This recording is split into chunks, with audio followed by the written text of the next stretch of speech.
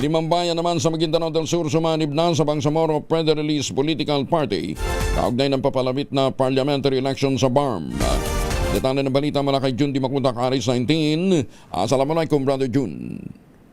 Alaikum assalam, Brother Angel. Formal lang lumipat ang hinihintay ng lahat na sumapi sa Bangsamoro Federalist Party o BFP na sina Maguindanao Lone District Congressman Ismael Toto Mangudadatu habang papalapit ang September 14, 2026 parliamentary election. Ginanap ang mass oath-taking sa bayan ng Buluan kung saan mismong sina BFP Party President, Member of Parliament Dr. of Philosophy Tumanda Antok at BFP Cotabato City Chapter President MP Attorney Nagib Snarimbo ang nanguna sa mass oath-taking kina Congressman Mangudadatu, Pandag former Mayor Kadafetoy Mangudadatu, Buluan Vice Mayor Kuya King Mangudadatu kasama ang Buluan SB members with the former Vice Mayor SB member by Ramla Kadalem at Mangudadatu Town Mayor Fider Owen Mangudadatu, Vice Mayor by Kule Tayuan kasama rin ang kanilang SB members at Paglat Mayor by Raisa Langkuno at kanilang SB members.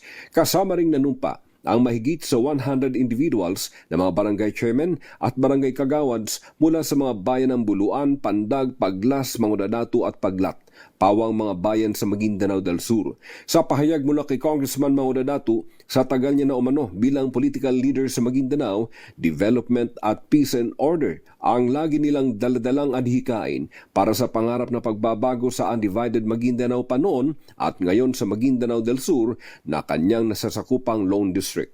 Ito umano ang mga dahilan na naengganyo silang sumanib sa BFP dahil umano sa pagiging development-oriented na mga layunin nito para sa mamamayan at ang aksyon agad sa mga hinaing ng pampublikong problema. Hinahangaan na rin ang UBJP ang regional political party na pinanggalingan nila na may kapareho ring mabuting layunin para sa Bangsamoro.